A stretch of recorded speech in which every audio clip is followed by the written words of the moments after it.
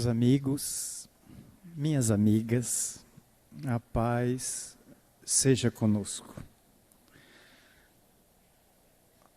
Apresentamos a nossa profunda gratidão pelo terceiro convite para o Seminário Espírita do Rio Grande. E noto predominantemente na plateia mulheres. Quanta escassez de homem.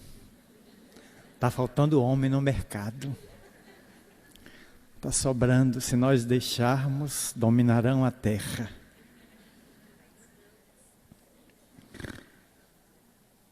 Após o excelente filme produzido pela juventude, O Labirinto, temos o tema da manhã, desafios atuais da família na visão espírita. Em 1972, esteve na Bahia o grande historiador inglês Arnold Toynbee. Ele foi convidado pela UFBA, Universidade Federal da Bahia, para receber na ocasião o título de doutor honoris causa, que aquele centro acadêmico lhe ofertava pela sua notável contribuição para o pensamento contemporâneo na área da história. E viajando pelo Brasil, naquele longínquo ano de 1972, Arnold Toynbee disse à revista Veja, à ocasião numa entrevista, que o grande desafio dos nossos dias seria a sociedade ofertar resposta aos conflitos que a invadem. E certamente que quase 40 anos depois, os conflitos são muito maiores, os desafios são muito mais intensos. A sociedade se caracteriza por uma cultura eminentemente materialista, mecanicista, imediatista, sexista. E isso impele as criaturas a acreditar que a vida se resume do berço ao túmulo, sem qualquer reflexão sobre a continuidade da vida após o sepulcro. A morte permanece um grande mistério, e religiões e religiosos quedam-se sem mergulhar na análise desta que é a etapa final da existência carnal. Lançada como mistério pela teologia tradicional, a massa de povo, a grande massa humana, vê nela a etapa final da existência. Quando muito, as religiões admitem que depois do túmulo estaremos segregados em cárceres privados. Um deles é o céu, que seria uma instância dos bons, cárcere privado, que você entra e não pode mais sair. No céu só se ouve música clássica ou canto gregoriano. Não há axé, pagode, MPB, funk ou punk, como diria Ariano Suassuna. Para não usar a expressão punk e funk, estamos dizendo como se escreve. E como Ariano Suassuna, defensor intransigente da identidade cultural no Brasil, defendia. E quando eu entro naquela instância, não posso mais sair para auxiliar, como esta mãe desencarnada que retorna do além-túmulo para orientar a filha em espírito. Se sou mau, inferno. Ali entro para pagar indefinidamente meu delito de não ter sido cristão, numa desproporção entre a pena e o crime. O que significa que talvez Deus devesse vir ao Brasil tomar uma aula de direito penal, para ele aprender que o nosso direito penal é mais misericordioso do que a lei dele. Porque na terra, especialmente em nosso país, para cada crime há uma pena. Quanto mais leve o crime, mais suave a segregação. Cestas básicas, cadeia, prestação de serviço à comunidade. E a lei de Deus prevê o inferno eterno para qualquer crime. Seja o furto de uma galinha, um pedaço de pão, um assalto ou um homicídio. Deus estabelece padrão. Portanto, a maior parte da humanidade está condenada ao inferno, porque a maior parte ainda se dedica ao mal, ao equívoco, ao erro, à criminalidade, à violência. O inferno deve ser um condomínio lotado, tupido de moradores. E o céu uma instância quase que deserta, com poucos acessos. Muita gente se contenta com essa visão aligeirada, sem um aprofundamento, e consequentemente sua vida na terra transfigura-se ou passa como se fosse um livro em branco. Vive por viver e se restringe praticamente à satisfação das necessidades básicas. Se come, se bebe, se dorme, se procria. O indivíduo mergulha no que Pedro Ouspensky, no seu livro Psicologia da Evolução Possível ao Homem, chamaria de consciência de sono. Não é dormir. É o indivíduo anestesiado para ideais mais elevados. Não tem aspirações, não tem metas.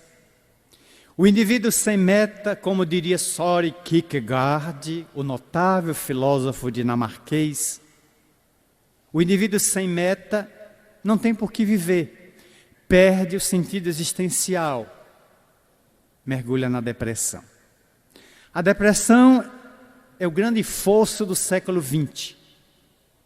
No passado deram-lhe o nome de melancolia. Na Idade Média chamou-se assídia ou assédia. Até que Emil Kraepelin, o notável psiquiatra alemão, finalmente definiu que a depressão é a perda do sentido existencial, um transtorno da afetividade, que hoje ceifa a alegria de viver de 500 milhões de pessoas na Terra. Diagnosticadas, porque talvez o iceberg esconda debaixo do mar da existência 1 bilhão de pessoas com depressão bipolar ou unipolar. Ou mergulha no fosso do não existir, ou vai para a excitação, a euforia, para os estados psicóticos. Serão adeptos permanentes da ritalina, da fluoxetina e de uma série de compostos que tentam devolver à usina mental a dopamina, a serotonina, a luliberrina, a ocitocina e uma série de neuropeptídeos em carência nestes dias tumultuados que atravessamos. Ora, se os indivíduos estão sendo tragados pela perda do sentido existencial, é natural que quando haja a formação da família, os indivíduos se atrelam em dois conflitados. Ela, sonhadora, esperando que o parceiro seja Brad Pitt ou George Clooney. O seu príncipe encantado a preservá-la do dragão. Ele, por sua vez, está atrás da eterna ninfeta, a mulher de formas estonteantes, a mulher bela, arrebatadora, quem sabe Angelina Jolie dos seus sonhos. As máscaras caem, porque na convivência tenho que me apresentar como sou, como nos relacionamentos virtuais ou presenciais eu me apresento como eu gostaria de ser para a conquista. Na intimidade doméstica, na vivência entre quatro paredes, eu tenho que me desfazer das máscaras para ser minha realidade. Ela então descobre que o príncipe encantado virou Quasimodo, o corcunda de Notre Dame. Ela descobre que o príncipe, ele descobre que a princesa não passa de maga patológica ou Madame Mim. As duas bruxas de Walt Disney. Uma apaixonada por Mancha Negra, a outra louca para roubar a moedinha número 1 de Tio Patinhas. Aí caímos no desencanto, na desilusão. E a desilusão é excelente ferramenta. Porque a desilusão é a visita da verdade. Só se desilude quem se ilude. Coisa óbvia. Então toda pessoa que se ilude será um dia visitada pela desilusão, que é o retorno da pessoa aos trilhos da verdade, aos trilhos do equilíbrio. Ela tem que voltar a encontrar-se consigo mesma, centrar-se novamente. A matéria tem esse engodo. Arnoldo Toynbee tem razão. Precisamos dar uma resposta efetiva aos desafios de nosso tempo. Qual é o maior desafio do meu tempo? A cultura materialista. Tudo é matéria, tudo é ter, tudo é possuir, guardar, acumular. E houve recentemente em Salvador a apreensão de alguém que guardava num apartamento 51 milhões. E de repente, perdeu tudo. Porque a Polícia Federal recolheu. E aquela imensa fortuna de 8 malas e 4 caixas de dinheiro está numa conta judicial à disposição da justiça, até que se descubra a origem. Se é lícita ou se é ilícita. Agora o dono vai ter que aparecer para dizer por que guardava tanto dinheiro fora dos bancos em um apartamento. Rapidamente se tem, rapidamente se perde. Como tudo é fugidio, como tudo é impermanente. Mas as famílias estão mergulhadas nesta cultura. E à luz do Espiritismo, nas questões 798, 799 a 800, o codificador já tinha ferido o assunto com a agudeza que lhe era habitual. De que modo o Espiritismo pode triunfar na Terra? A resposta é incisiva. Destruindo o materialismo, que é uma das chagas da humanidade. Ponto. Nós na Bahia preferimos tirar a palavra destruir. Ela é muito forte, é muito agressiva. A proposta nossa dos baianos é superar, transcender o materialismo. Porque eu preciso da matéria para evoluir. Todos nós aqui temos um corpo físico, é matéria. Nos reencarnamos e ele é a nossa ferramenta de trabalho. Devemos zelar, cuidar, alimentar, banhar, para garantir que ele funcione e dê a mim, que sou espírito imortal, a condução de atuar no mundo. Mas eu não sou ele. Eu estou nele. O problema é que a maioria de nós se confunde com o corpo e acha que é o corpo. Eu não sou a roupa que eu estou usando, eu estou na roupa que atualmente uso. À noite eu descarto, amanhã tem outra. A roupa passa, o proprietário fica. É fundamental, nesse jogo filosófico, dialético, eu começar a ter a exata noção de que tudo na Terra é impermanente. Como diria Lulu Santos, nada será como já foi um dia. Tudo se altera rapidamente. Ontem éramos criança, atravessamos a adolescência, atingimos a mocidade, desaguamos na madureza e estamos marchando para a ancianidade, etapa final, onde estaremos nos despedindo da terra e regressando ao plano espiritual. O câncer no século XX já levou milhões de criaturas. Estamos no setembro amarelo, em que o suicídio tem sido o equivocado instrumento que alguns escolhem para regressarem ao além. Não tem 15 dias na Mansão do Caminho. O nosso Di, nesse instante na Suíça, participando do Congresso Espírita da Suíça, começava a atender as pessoas quando eu cheguei às 6h30 na casa, ele chegou às 7. E quando nós nos vimos, ele me chamou e pediu que eu atendesse um casal, mãe e filho, do estado do Paraná. Atendi os dois numa sala à parte. O jovem com 20 anos de idade, olhos azuis, rosto bem feito, um tipão de homem, para muitas mulheres, estudante de medicina. Mas com 20 anos, não tira a ideia fixa de matar-se. Mas um jovem que tem 20 anos, idade de ser meu filho mais novo, já está pensando em sair da matéria? Ainda nem viveu?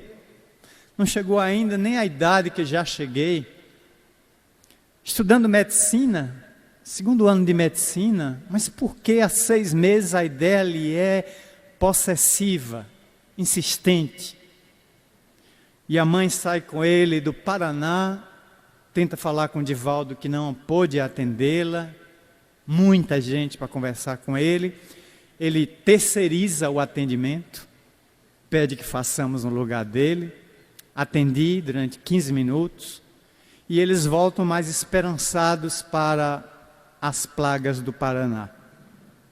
O que é que leva um jovem de 20 anos que mal começou a vida, ainda não fruiu tudo que a vida tem para dar, ainda não bebeu todo o elixir da vida, a querer evadir-se da terra? Só viveu 2 décadas, já quer voltar para o além?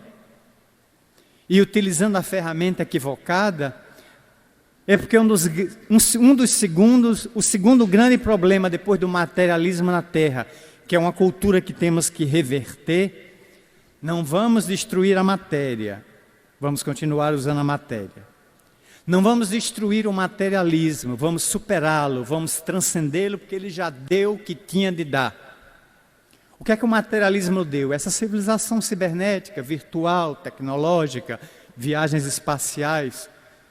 Mas o que diz Kardec no Livro dos Espíritos, o que num momento nos é uma ferramenta importante para evoluir, em outro momento torna-se obstáculo. É preciso descartar.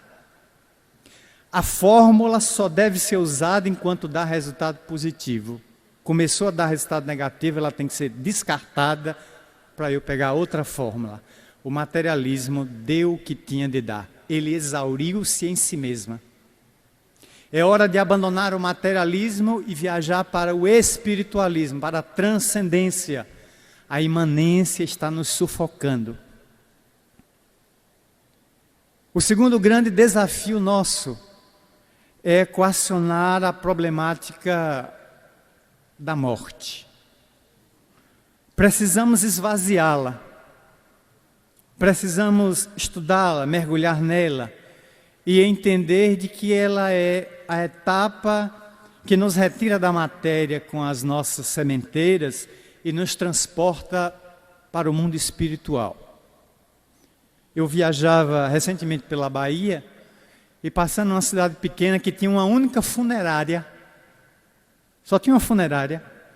Eu achei o slogan da funerária lindo, tão romântico. Funerária Santa Luzia. Sua morte é a nossa alegria. Eu achei tão romântico. Mas que slogan assim, fraterno, carinhoso. Mas passei pela porta, tá lá os caixões. Caixão de defunto não tem gaveta. Mortalha de morto não tem bolso. Portanto, ninguém leva. Tudo que eu tenho, deixo. Tudo que eu sou, levo. Com essa frase de Valdo Pereira Franco, começamos a compreender de que tudo quanto eu possa possuir, tenho que me liberar.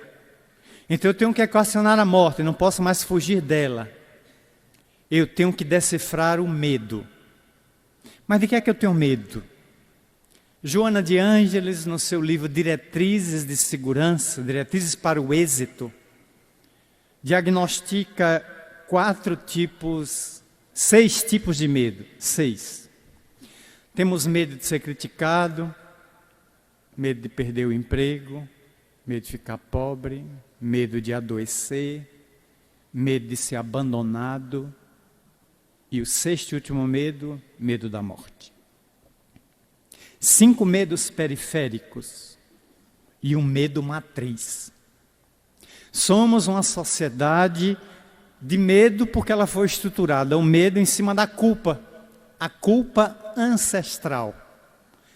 Há 6.000 anos atrás viveu um casal na África chamado Adão e Eva. E por eles terem errado, descumprido a vontade de Deus no paraíso, herdamos a culpa dos dois. E essa culpa nos segue até hoje. O que faz do homem e da mulher reféns do medo. Ao se unirem na família, tem medo de viver os desafios da família. Não conseguem administrar. Eu sou herdeiro de Adão, mas qual foi o erro de Adão? Ter comido uma salada de fruta só constituída de maçã. Mas quem fez essa salada de fruta? Eva. E ela seguiu a receita de quem? De uma serpente. A serpente era gourmet, era chefe de cozinha. A serpente falava 2 idiomas, silvava, que é a linguagem dos répteis, e falava a linguagem dos humanos, porque batia papo com Eva. Eu soube depois que a cobra tinha feito um MBA no CCAA. E por isso falava 2 idiomas. A serpente era o adversário de Deus. Era o demônio. Tentou Eva e sugeriu a Eva que ela comesse a fruta da árvore da vida, do bem e do mal. E por isso Eva abriu a cabeça. Como se fruta abrisse a cabeça. Hoje de manhã eu comi uma salada no hotel. Estou com a cabeça tão tapada quanto antes. O que demonstra que fruta só joga dentro de nós aminoácidos, vitaminas, não abre a cabeça de ninguém. O que abre a cabeça é cultura, é filosofia, é estudo, é meditação, é maturidade, é vivência, é silêncio interior para se autodescobrir, não é comida. Mas nós avançamos o tempo com essa ideia da culpa ancestral e somos uma sociedade culpada. Para tudo culpamos o outro. Batemos o carro, alguém sai do carro batido, se dirige para a gente e diz: "Olha, foi o que você fez, o senhor é culpado". Aí o Espiritismo vem e começa a desmontar essa palavra que se torna palavrão. Chega de culpa. Nós somos uma sociedade responsável. A palavra nova de ordem, incomode ou não a quem quer que seja, é responsabilidade. Devo ser responsável pelo que faço e pelo que deixo de fazer. Culpado nunca. Não tenho culpa de nada, eu sou responsável. Pela responsabilidade assumo meus atos e por eles respondo, ou na terra ou no além. Eis porque a nova ordem social que o Espiritismo começa a se propor a criar na Terra deve gerar homens e mulheres responsáveis pelos relacionamentos que produz. Se elejo alguém para uma vida a 2, devo assumir aquele relacionamento, ter a maturidade de sustentá-lo. Se quero formar família, se quero deixar descendentes na terra, não posso procriar de maneira irresponsável, como se fosse coelho. A cada 29 dias tem ninhada. Por isso que é o símbolo da Páscoa. Natividade, por isso que o coelhinho da Páscoa é tão fértil. Não posso ser tartaruga marinha que vai para uma praia e coloca 3.000 ovos. Não posso deixar na terra 30 filhos, se não posso alimentá-los, calçá-los, educá-los, vesti-los, amá-los. Só posso ter os filhos que posso sustentar e educar. Não posso exercer a paternidade irresponsável, como alguns ainda fazem nos dias de hoje. Também não posso me vestir do celibato agressivo, do celibato que me deixa no conflito interno. Aí eu rejeito o casamento, a união e fico um vulcão por dentro. É melhor seguir a epístola de Paulo aos Coríntios. É melhor casar-se do que viver abrasado. Porque tem muita gente que vive correndo da tentação. E se perguntou a Chico Xavier: Chico, que definição você pode dar de tentação? O que é tentação? E Chico respondeu: tentação é tudo aquilo de que fugimos com vontade de que nos pegue. Então, a hipocrisia.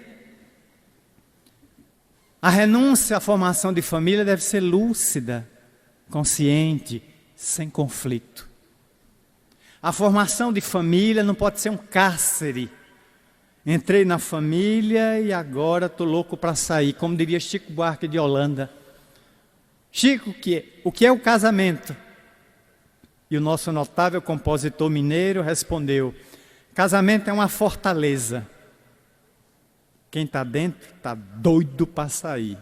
Quem está fora está maluco para entrar. Você fica sem entender. Quem está fora acha que é a viagem ao jardim do Éden, que é o prazer indefinitivo, é a zona de conforto. Entra e descobre que há sacrifícios, que há lutas, que há desafios, que há renúncias. Quem está dentro já experimentou tudo isso, agora gostaria de voltar à vida de solteiro. E os descendentes que lançou na vida? Quem vai criá-los? Quem vai educá-los? Quem vai geri-los? Quem vai torná-los homens ou mulheres de bem na sociedade? O mundo? Não. Tem que ser pai e mãe. Os primeiros grandes educadores do espírito reencarnado na Terra são seus genitores, a quem compete orientar para a vida. Dar uma orientação. Posso não dar um rótulo religioso a meu filho, mas tenho o dever de dar a ele, desde cedo, orientação religiosa. Para que ele aprenda a respeitar as árvores, a natureza, os animais, o outro, a sociedade. Cresça como um homem e uma mulher de bem. Amanhã ou depois ele escolhe rótulo religioso, porque rótulo religioso é secundário. Não é importante ter uma religião, o importante é ter uma vida religiosa, é ter religiosidade na alma. Rótulo a gente dispensa. Para o espiritismo, a conduta vale mais do que a crença. De que adianta ter crença e o indivíduo ser negativo, hipócrita, cínico, fingido? É preferível ser um ateu nobre, digno, cumpridor dos deveres, do que um religioso falso. Essa é a grande proposta. Então o espiritismo propõe uma vida autêntica, arrancando máscaras e começando a diluir o meu medo. Ninguém morre. Cada viagem aérea que eu faço, que a turbulência atinge o avião, eu fico me perguntando: será? Será que chegou a hora do comissário, do comandante, do copiloto, desse rapaz que está do meu lado, daquela moça?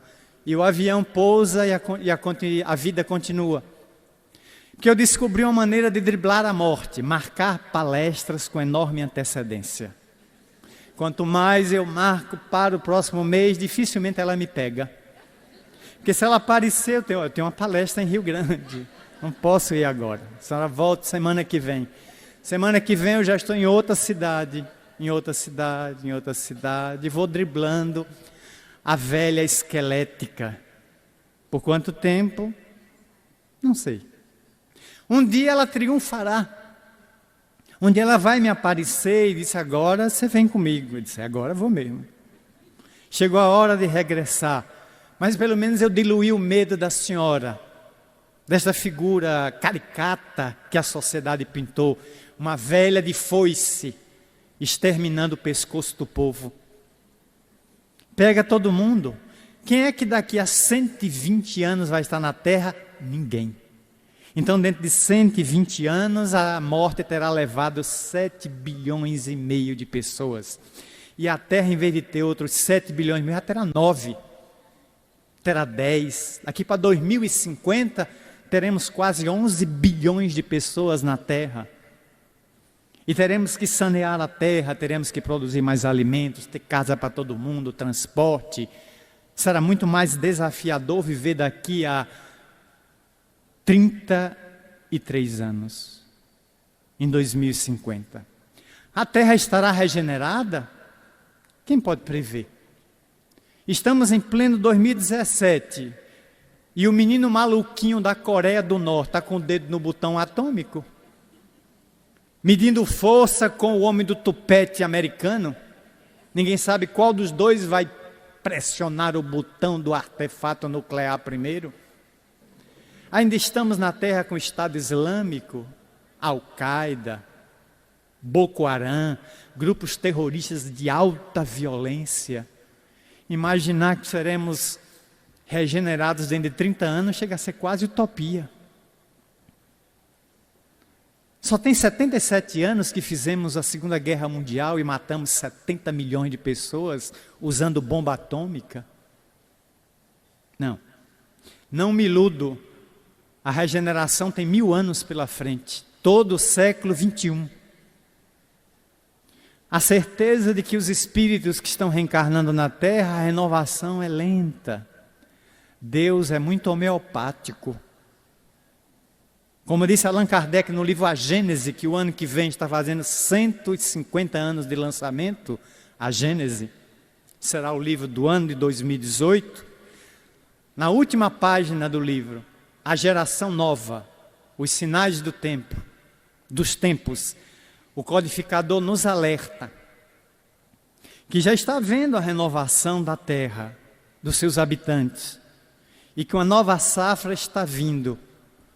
Mas isso demora algum tempo, de 30 a 40 anos para a gente ir renovando a sociedade. Deus não tem pressa. Naturalmente que as famílias estão passando por mudanças. O modelo nuclear que nós conhecíamos, homem e mulher, filhos, está cedendo espaço à família homoparental, homoafetiva. O homem sozinho que cria filho, a mulher sozinha que cria filhos, os filhos são criados pelos avós, os pais estão vivos, mas os avós é que terminam de criar esses filhos. Novos arranjos familiares fazem parte do contexto atual. E temos que conviver, temos que aceitar. Casamento de pessoas do mesmo sexo, já é lei em nosso país. Adoção de crianças por casais homoafetivos, perfeitamente. Só eu já fiz 2 em Salvador. 3, aliás. 3 casos atuei como profissional do direito. Achei normal. Ao contar isso numa cidade grande do Nordeste, capital, eis que se levantou uma freira que assistia o nosso debate no fórum da cidade. Eu sou contra que casais homossexuais adotem crianças. Isso é um absurdo. Essa criança vai se tornar outro também. Eu levantei e disse, as estatísticas apontam o contrário. Além disso, minha senhora, irmã, já que era uma freira, assim chamei. Se ninguém adotar aquela criança, ela fica no abrigo até completar 18 anos, sem família. Na minha visão, respeitando a sua, eu prefiro que ela vá para casa com 2 homens ou 2 mulheres, adotada, do que apodreça dentro da instituição e saia de lá só com 18 anos de idade. Pelo menos lá ela tem 2 homens e 2 mulheres para tomar conta. E o problema não é se eles são homo. esses são dignos. A dignidade está acima de gênero. Porque de que adianta ser hétero e ser promíscuo, vulgar, libertino? É preferível ser 2 homens dentro de casa e a criança se sentisse segura, amparada. Se eles têm intimidade, isso é um problema deles. Dentro de 4 paredes, o assunto compete a eles. Agora, a criança tem direito de ter família, que ela não pode ficar eternamente no abrigo e a sociedade indiferente, como se o problema não fosse dela. A mãe, ela faz 18 e traumatizada por não ter família, ela sai para a sociedade e mata, rouba, furta, estupra, descarregando na sociedade seu conflito de não ter tido família. Então será na família, abrindo-se a adoção homoparental, hétero, de qualquer tipo, que nós vamos encontrar o reflexo dessa generosidade cristã. É fundamental resgatar os princípios do cristianismo. É um desafio do nosso tempo. Eu nunca vi Jesus tão lido, comentado como nos nossos dias. O problema é que ele continua pregado. Todo lugar que eu vou, Jesus continua pregado na cruz. Nós precisamos de um Cristo descrucificado. Jesus é o único sentenciado da lei, da justiça humana, que não pagou fiança, não tem direito a habeas corpus e não responde o delito em liberdade. Isso tem 2000 anos que ele continua preso no madeiro, com uma coroa de espinhos na cabeça. Os bandidos que estão aí todos respondendo liberdade em casa com tornozeleira eletrônica. Menos ele. Tem uma coisa errada. E nos dizemos uma sociedade cristã. Tem alguma coisa estranha nisso. Eu gostaria que Jesus estivesse na rua, caminhando pelas calçadas, entrando nos shoppings, dialogando com a juventude, com a mocidade, indicando caminhos novos, apontando possibilidades, sendo GPS na vida de muita gente que está perdida, desorientada. Que ele seja, que ele saia da cruz e venha rentear conosco, porque estamos alienados na rua. Onde é que está a loucura? Na calçada. Ali está o doido, ali está o psicopata, ali está o esquizofrênico, ali está o esquisito. Jesus tem que ser medicamento para esse povo. Não lido, crido. Não comentado, vivido. Falta Jesus na vivência. É o desafio da família moderna. Precisamos, nos nossos dias, enfrentar a intolerância religiosa. Não posso lançar anátema a quem pensa diferente de como eu penso. Flores diferentes vivem juntas no mesmo canteiro e não se agridem, dividindo o mesmo solo. Pessoas deveriam se tolerar com religiões diferentes. Certamente que aqui não há só espíritas, deve haver católicos, evangélicos, espiritualistas, ateus e alguns à toa. Não é importante. O importante é que veio. Nosso discurso tem que ser de tolerar todos, porque cada pessoa tem o seu valor, independente da religião que abraça ou que adota. Que me importa que a pessoa tenha matriz africana, seja da Seixonoe, da messiânica, budista, brahmanista, hinduísta, seja judeu, católico. Não estou atrás disso. Eu quero saber qual é o valor interno da pessoa. Seu rótulo religioso, deixa lá fora. Precisamos estudar a vida, compreender a vida, entender os desafios que tenho que enfrentar no jogo da vida. Certamente que para o materialista, o principal desafio hoje é como ganhar mais dinheiro, como ter um bom emprego, de um contra-cheque de 2 dígitos, quem sabe de 3. Mas tudo isso é transitório. Por mais que ele tenha, passará. Chega o momento que isso aí é retirado pela própria vida. O desafio é se conhecer, se saber pessoa, conhecer sua própria imortalidade, identificar-se com a vida futura para onde estamos marchando. Apartei-me do mundo espiritual pela reencarnação e vou voltar a ele pela desencarnação. Estou preparado para essa viagem? Porque ela inevitavelmente chegará. E para onde eu vou? Voltamos à filosofia. Eis porque o Espiritismo se apresenta nos nossos dias como a melhor terapêutica e a mais sublime ferramenta dos nossos dias para enfrentar os desafios contemporâneos. É a única que consegue ser filosofia que indaga, que questiona. Ciência que investiga, que prova. E comportamento ético ou religião, como alguns queira, que aponta roteiros luminosos na existência do indivíduo. Tudo de graça no Espiritismo. Tudo é free, 0800. A gente não paga nada por adquirir o conhecimento espírita. A gente paga o local onde está. Quando me perguntam assim, esse ano vocês fazem um congresso espírita da Bahia, de 2 a 5 de novembro? Eu disse, mas está caro, Marcelo. R$150 o congresso? Eu digo, não, o congresso é de graça. Como de graça? 150, está aqui a ficha de inscrição. Eu digo, o congresso é de graça. O local do congresso não é.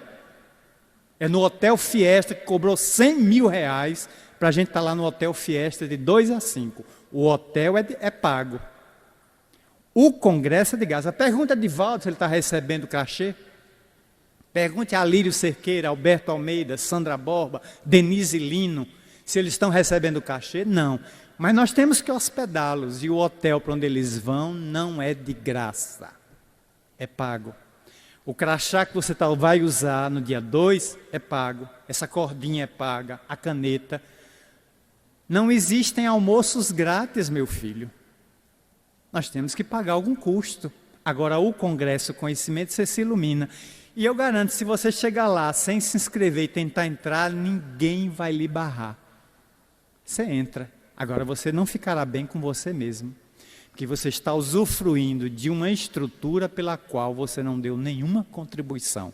Então, alguém está pagando por você. Aí a pessoa parou, disse, o congresso é de graça. Totalmente de graça. O local é que não é.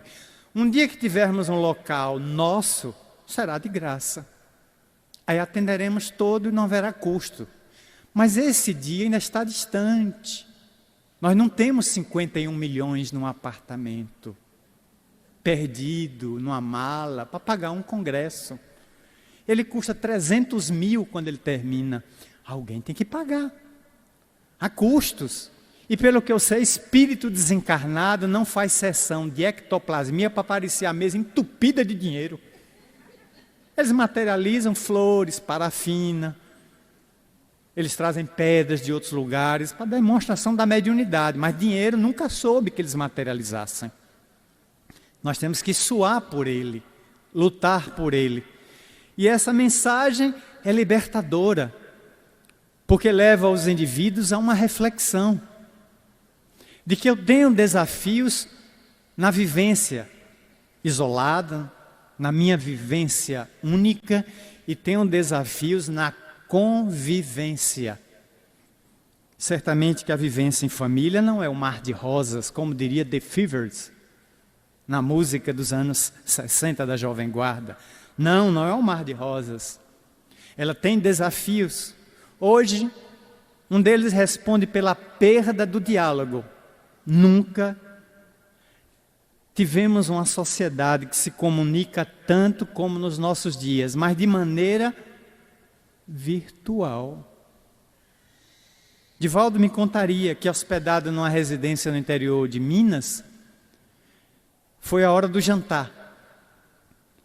Pai na ponta da mesa, mãe, 3 filhos, Divaldo como convidado. 6 pessoas na mesa. E o maior silêncio. Hora do jantar. Divaldo se sentiu incomodado com aquele mutismo de toda a família que o abrigava e rompeu o silêncio dizendo, podemos conversar um pouco durante o jantar? Ao que o dono da casa respondeu, mas nós já estamos conversando, Divaldo. Como? Está todo mundo em silêncio. Estamos conversando via celular, todo mundo está trocando o zap aqui na mesa. Todos estavam com o aparelho entre as pernas, digitando. Menos Divaldo, que não tem. Não tinha na época. Ele disse, vocês estão se comunicando? Todos, Divaldo, tem o seu aqui, estamos trocando bilhetes eletrônicos. Sim, mas e a voz? Vai chegar um momento que não saberemos mais usar nem a voz. Estamos na era virtual e isso dentro da família repercute. O pai está na televisão, o filho está no computador, a mãe está na novela, a filha está no smartphone, o outro está no iPhone, no iPad, no iPod, no iPin, na macaxeira. Ninguém está em lugar nenhum. Ninguém mais dialoga com ninguém. Onde eu vou, todo final de semana estou em aeroporto. E o aeroporto para mim é mirante da neurose coletiva urbana. Eu me sento numa cadeira bem distante em aeroporto para ficar olhando o perfil. Está todo mundo em aparelhinho. Às vezes vejo na cadeira, pai, mãe, 2 filhos. Todos 4 em aparelho. Ninguém conversa com ninguém. Já vi famílias inteiras perder o voo. Foi chamado, eles não atenderam. Chamou-se, fechou o voo, fechou o portão, o avião decolou e a família ali no banco. Quando deu-se conta, perdeu o voo. Não adianta agora mais xingar a companhia aérea. Pela desatenção nos aparelhos, o voo foi embora, o avião não esperou. Então estamos com necessidade imensa de resgatar o diálogo, voltar ao diálogo presencial, encontrar com os outros, visitarmos uns aos outros nas residências, gastarmos algum tempo conversando com o outro, diminuir essa ansiedade que nos invade, em que estamos sempre com 1001 problemas para resolver. Nós somos a geração bombril, 1001 utilidades. Temos que correr para definir coisas que podem ser postergadas. O que é essencial na vida? Viver. Aproveitar os bons momentos. Talvez esse momento com meu filho seja o último. Eu não sei se esse encontro com minha mãe, com meu pai, com minha companheira, com meu avô, não seja o derradeiro instante que eu o estou vendo. Pode ser. E é preciso aproveitar esse momento para depois eu não lamentar, não ter tido mais tempo com as pessoas que gosto, com as pessoas que amo. Aliás, ao fazer esse trocadilho, gosto e amar, recordo Dalai Lama, que disse, não é de hoje, a Terra está um caos, a humanidade está doente. Porque as pessoas foram feitas para serem amadas e as coisas para serem usadas. O problema da Terra é que estamos amando as coisas e as pessoas estão sendo usadas. Ele diagnosticou isso em relação à sociedade ocidental. Precisamos resgatar, portanto, a afetividade, a amorosidade, estar mais com o outro. É preciso deixar os aparelhos guardados. E recentemente conversando com um casal de psicoterapeutas da mansão, trabalham lá e já estiveram aqui nesse evento, Cláudio e Iris Sinotti, 2 almas que amo profundamente, 2 irmãos que a vida me deu, não consanguíneos. Eles no carnaval do ano passado, de 2016, eles foram para um spa, um retiro em Feira de Santana. Primeira característica que eles contaram quando voltaram, uma semana depois do carnaval. Divaldo estava presente e ouviu também. Recolhe-se o telefone celular na entrada do spa. Tem uma caixa onde você é obrigado a deixar o telefone, o aparelho, o smartphone. Você passa 4, 5 dias dentro do spa sem comunicação. Ela própria, que é psicoterapeuta, disse, Divaldo, entregar meu aparelho, parece que eu estava entregando uma parte de mim, deixando na entrada. Entreguei assim, mas morrendo. Cláudio também entregou morrendo. É trancado, recebo uma ficha que está ali. Aí entro. As primeiras 24 horas é de matar. Porque você sonha com o aparelho, você anseia em tê-lo. Então você é obrigado a dialogar com os outros internos do spa. Aí conversei com um, conversei com outro, conversei com um. No segundo dia, eu já ignorava que era dona de um aparelho. Eu só queria estar com o outro, conversando, trocando ideia. Passamos 5 dias trocando ideias. 5 dias depois que liguei o aparelho, caiu a enxurrada de más notícias, de tragédia, de lava-jato, de corrupção, de quem está preso, de quem vai ser preso. Vieram a enxurrada. Aí a gente volta à realidade dos nossos dias. É isso mesmo. Quando ontem me perguntaram há quanto tempo você não vê televisão, pelo menos 120 dias que eu não ligo meu aparelho em casa. Está lá parada, aquela coisa morta, no canto de 43 polegadas.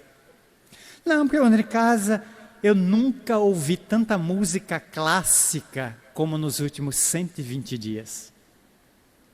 Voltei a ouvir um clássico como o Bolero de Ravel, Sonata ao Luar de Beethoven, o Requiem de Mozart, o Minueto de Luigi Boccherini, ou o quinto movimento de Mahler. E mergulhar naquilo é viajar, viajar nos campos da paz. A família precisa resgatar esses enlevos nos nossos dias. É um desafio. Se reunir de novo para brincadeiras, aquelas brincadeiras que tínhamos 30, 40 anos atrás, jogos sobre a mesa, menos equipamentos. Ter a afetividade, a preocupação com outros, pais terem olhares sobre os filhos, de que eles são espíritos imortais, momentaneamente emboscados na matéria, para que eu dê um encaminhamento, dê uma direção. Não posso apenas procriá-los, porque procriar, até os bichos fazem isso. Cães, gatos, pássaros, eles fazem. Mas nós temos um plus a mais do que os animais. Os animais têm as crias, alimentam e depois as liberam. Vão embora. E se preparam para um novo cio. Não. Nós, os humanos, fazemos um filho, aguardamos ele carinhosamente 9 meses, ele nasce, ele renasce. A gente cuida, veste, vacina, ama, zela, medica, alimenta. Começa a correr com ele, a brincar, leva para a escola, acompanha ele até os 18 anos. Ele se libera civilmente e depois a gente continua acompanhando pela vida toda. Bem diria Chico Anísio, o notável humorista de Maranguape. Seu Severino teve um filho aos 20 anos de idade. Olhou aquele menino no berço, Antônio, Toninho, que acabava de nascer. E Severino olhou para o menino e disse: esse menino não vai se criar. 20 anos depois, Severino tem 40, o filho Antoninho tem 20. Toninho faz aniversário, Severino comparece ao aniversário do filho, olha para o filho e diz: esse menino não vai se criar. Mais 20, Severino tem 60, o filho tem 40, o filho adoece de uma gripe, pega dengue. Gemendo na cama, o pai vai visitá-lo, já sexagenário, e diz: eita, a dengue vai matar, esse menino não vai se criar. 40 anos depois, Severino tem 100. É um velho de 100 anos, rígido. O filho tem 80. O filho morre. E os parentes vão a Severino levar a notícia. Seu Severino, diga, Toninho morreu. Eu disse que aquele menino não ia se criar, desde que ele nasceu. Às vezes não chegou nem à mocidade, com 80. É isso mesmo. Às vezes os filhos partem antes, os pais às vezes partem antes. A vida é muito caprichosa, mas a convivência terá sido muito rica. No dia 8 de setembro de 2012, minha mãe, com 83 anos de idade, alou-se ao infinito. Era dia da padroeira de minha cidade, a padroeira católica de quem minha mãe era devota. Desde o dia 6 de setembro ela já estava ultimando. Naquele dia 8 os espíritos me disseram: hoje retiraremos sua mãe do corpo antes da meia-noite. Prepare a família. Às 23h35 ela deu o último hausto no hospital e partiu. 15 minutos depois, 15 para meia-noite, eu estava lá na pedra do necrotério. Aquele corpo miúdo de 83 anos de idade e 26 quilos de peso, estava vestida com uma manta azul, a manta do hospital. Eu tirei a manta, os olhos dela estavam ainda abertos. Eu a vi ao lado do corpo, vinculada pelo cordão de prata, se desprendendo. Quando vi minha avó, mãe dela, chegar, sentar-se no chão, colocar a cabeça da filha no colo, acariciá-la, para dar a ela uma energia nova, e eu dizer à minha mãe: durma, minha mãe, acabou seu calvário, agora a senhora pode partir. Todos os seus filhos estão criados, seu filho mais novo tem 40 anos de idade, meu irmão caçula Márcio, todos estão criados. Seu calvário chegou ao final. Descanse no colo de sua mãe, minha avó. Agora a senhora merece repousar. Vi minha avó colocar as mãos luminosas na cabeça de minha mãe e minha mãe adormeceu. O corpo imediatamente murchou. O cordão foi desatado e minha avó saiu flutuando, levando a filha idolatrada para o além. Fechei a manta, fechei os olhos de minha mãe e passei a avisar os parentes. Ela partiu. No dia seguinte, dia 9, inumamos o seu corpo. Dia 10 eu estava em Feira de Santana, segunda-feira, para abrir a Semana Espírita de Feira. Quando ali cheguei, às 14 horas, os companheiros me receberam na porta do hotel e disseram: sabemos que ontem você sepultou sua mãe. E hoje tem que abrir a Semana Espírita de Feira. Já preparamos um orador substituto. Se você não tiver condições, faremos. Como não? Eu abraço uma doutrina de imortalidade, de vida. E a melhor maneira de homenagear a minha velhinha querida é fazendo a palestra. Porque eu tenho que acreditar de que ela está viva no além. Eu farei a palestra. Pode pegar o plano B e jogar em outro lugar. O plano A veio para falar. Senão eu desacredito naquilo que abraço, que é o Espiritismo. E fiz a conferência à noite. Talvez uma das mais inspiradas de minha existência. Um ano depois, no dia 8 de setembro de 2013, eu viajava a bordo de um avião entre Belo Horizonte e Uberlândia para atender 6 cidades de Minas numa jornada espírita. Pensei, olhei a data, disse: exatamente hoje, um ano depois, minha velhinha estava partindo. Onde é que estará a minha velha? Minha maior psicóloga, minha maior mestra, minha maior educadora, meu anjo materno. Quando olho para o avião, no corredor, ela em pé. Me sorriu e disse: meu filho, estou viva. Um ano depois volto. Você tem razão, a vida continua. E agora eu estou estudando aqui no além Espiritismo por você, porque fui católica aí na terra. Agora aqui eu vou entender Espiritismo acompanhando suas palestras. Para onde você for, nas 6 cidades de Minas, eu estarei acompanhando. Eu disse: e com justa razão, minha mãe, que agora a senhora entra nos aviões e não paga a passagem. Ela disse: você não vale nada. Ele disse: nunca vale nada, minha mãe, porque eu só brinco com quem eu amo.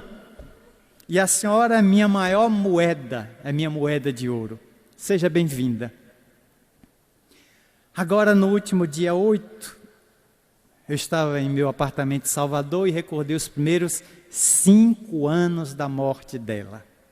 Se ela estivesse no corpo, estaria na procissão católica de nossa cidade, Nossa Senhora das Grotas, que é uma representação de Maria local, a quem ela tinha muita devoção. Ela deve ter ido em espírito, já não foi no corpo, foi em espírito. Mas às 8 da manhã eu lavava pratos em casa, porque quem mora sozinho é sempre próximo a lavar pratos. Quando uma voz me chegou e disse: vá para o gabinete, vamos escrever. Sequei as mãos, fui para o meu gabinete de trabalho, meditei, orei, entrei em transe e a mãozinha dela sobre a minha começou a escrever uma carta para a minha única irmã, a que está mais saudosa e a que sentiu mais a partida dela.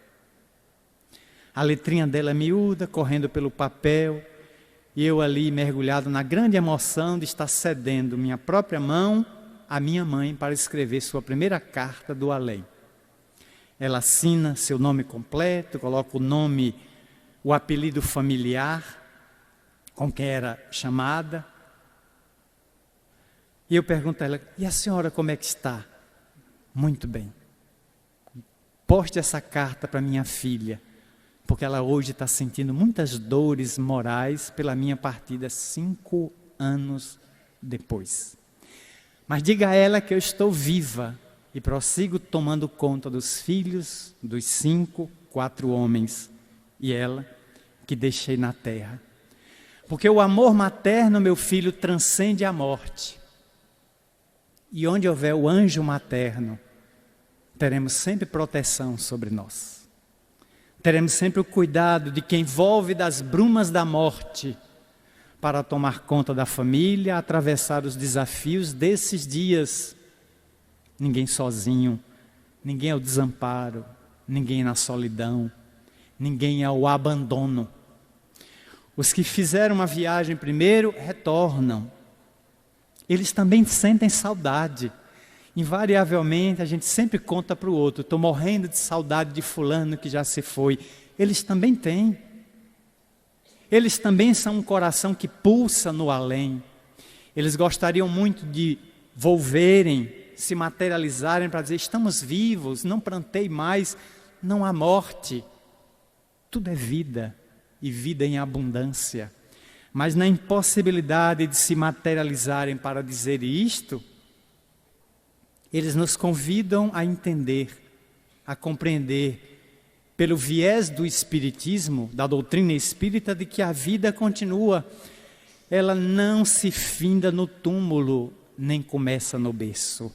A vida antecede a concepção e sucede a decomposição cadavérica, onde a família é muito mais robusta no além, muito mais nobre, num país onde não existe a palavra saudade, nem tristeza, num país onde reencontramos os afetos de tantas vidas, porque se na Terra as famílias se formam muitas vezes por acidentes biológicos, desses apressados encontros sexuais, na pátria espiritual reencontramos os verdadeiros afetos, aqueles que nos têm acompanhado de longínquas eras.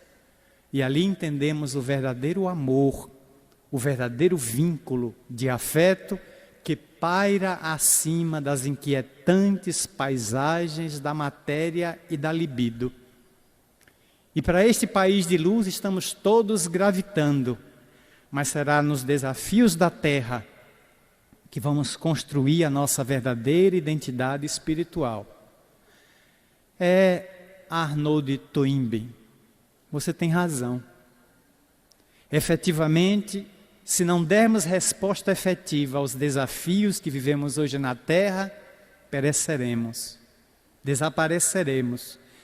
Mas se dermos respostas à luz do Espiritismo aos desafios, sobreviveremos e construiremos a família universal, que em paz, como filme curto realizado pelos nossos jovens que aqui se apresentaram, lograremos nos identificar com a família divina e em prece a Deus, agradecer pela família que temos na Terra e pelo desafio de com ela superarmos as nossas distâncias afetivas. Eis porque esse encontro, essa jornada, esse seminário se reveste de magna importância até amanhã, no aprofundamento das questões de família. Seja, pois, nosso brado de gratidão pela família que temos, pela possibilidade que nos dá de entender a mecânica da vida. Louvado seja Senhor, na glória do lar celeste, pelos bens que nos trouxeste no Evangelho Redentor, na tarefa renovada que o teu olhar nos consente. De espíritos reverentes, clamamos por teu amor.